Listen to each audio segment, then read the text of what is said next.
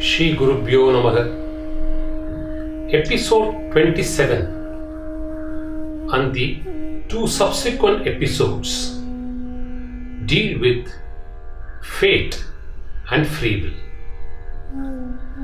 Let's deal fate first. Two friends belonging to two neighboring villages go and till their land at the same time. They buy the sowing seeds from the same source of a very good quality. They plough the land and sow the seeds. Both of them nurture it carefully.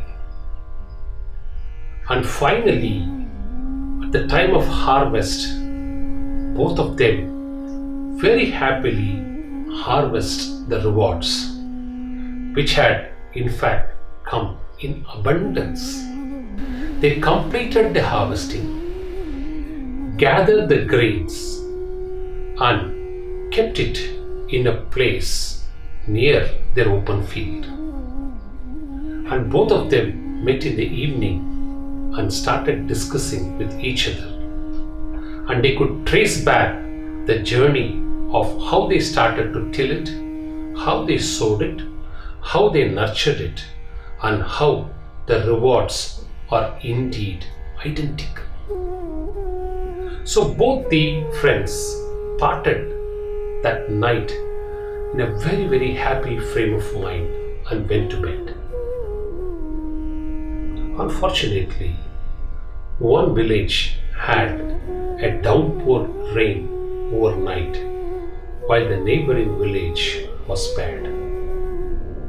So, when both woke up the next morning and reached the paddy field, one friend was alarmed to see that his entire grain is in part of the flood, whereas the other friend remains as his grains remain as it is, unaffected as there was no rain. Acharyal says, is this not a possible happening in human life? He takes the second parable.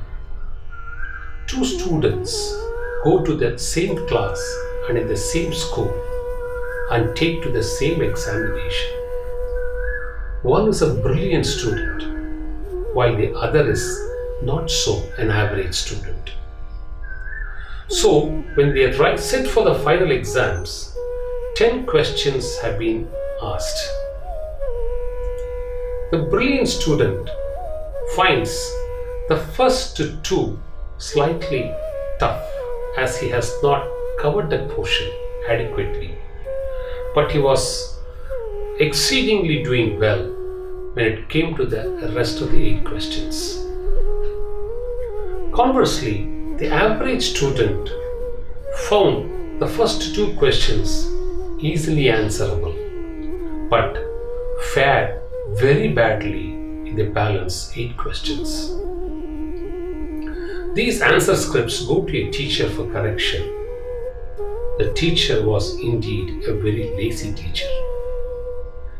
He took the first 2 answers in both the scripts and finalized the assessment. He found in the first case that the student had indeed not answered properly, and therefore drew an assumption that the rest of the 8 questions would not have been answered properly.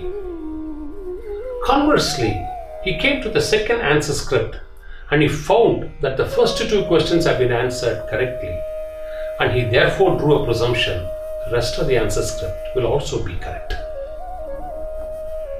Acharyal raises a question, is this not a possible happening? Therefore, the message which Acharyal seeks to drive are the following. 1. Do not presume that effort and effort alone will fetch success or results. 2. There is a visible portion called efforts and an invisible portion which is beyond our control. 3.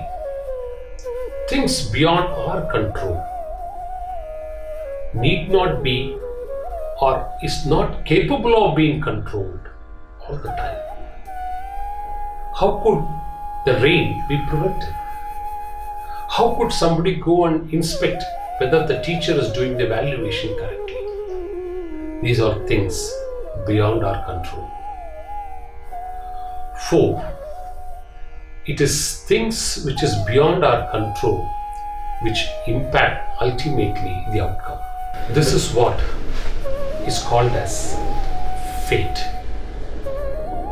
And remember, fate is a blueprint drawn by each one of us through our own efforts, our own deeds and misdeeds based on our past life.